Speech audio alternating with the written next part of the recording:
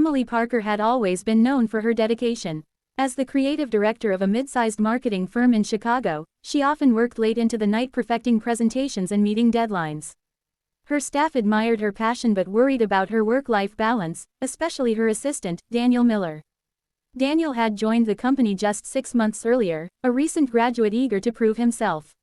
He quickly became known for his efficiency, warm demeanor, and quiet understanding of Emily's relentless pace.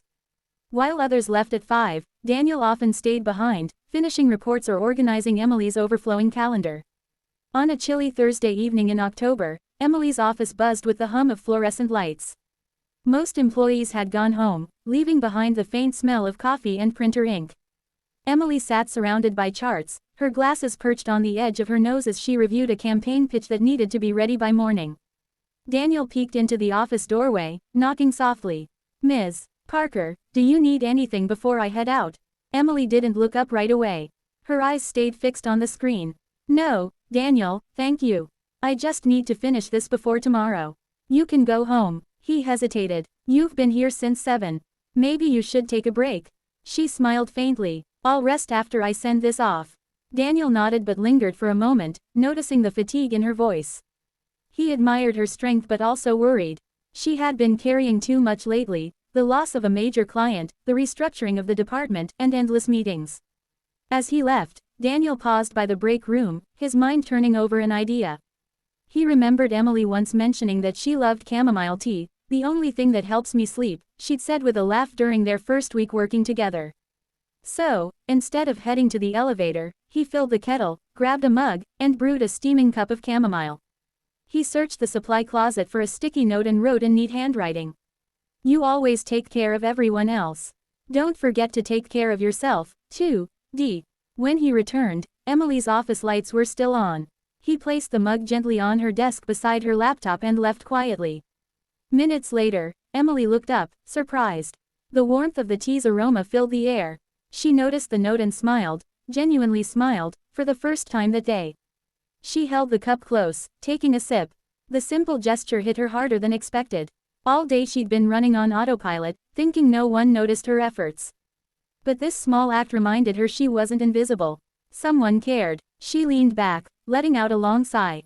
For a moment, the tension melted away. The next morning, Daniel arrived early. Emily greeted him with a bright smile, something new for a Friday morning. "Morning, Daniel," she said cheerfully. "About last night." He straightened nervously. "Oh, I'm sorry if I overstepped." "Overstepped?" She interrupted gently. "That was one of the nicest things anyone's done for me in weeks."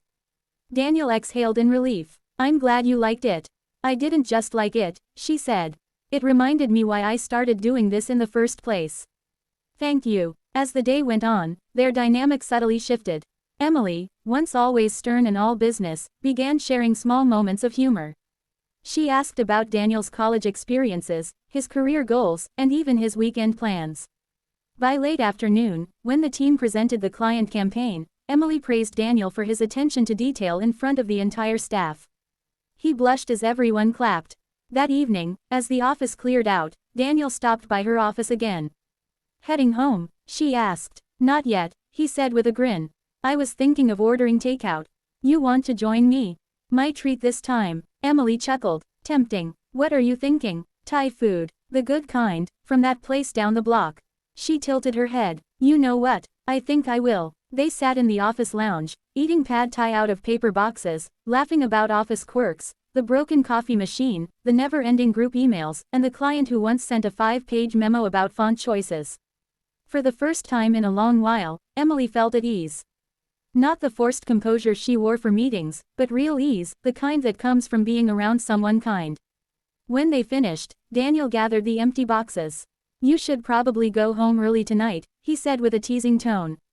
"Doctor's orders." She smiled warmly. "I'll consider it." Before leaving, she paused at the doorway. "Daniel, thank you again. You made this week so much better." He nodded. "You've done that for me plenty of times. It's nice to return the favor."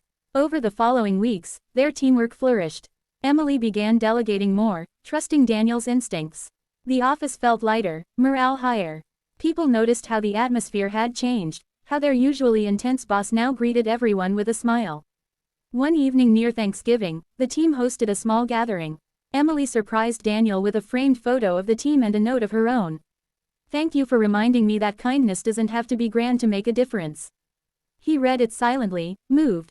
"You remembered my tea, so I figured I'd return the favor," she said with a wink. From that day forward, their friendship became one of mutual respect and gratitude.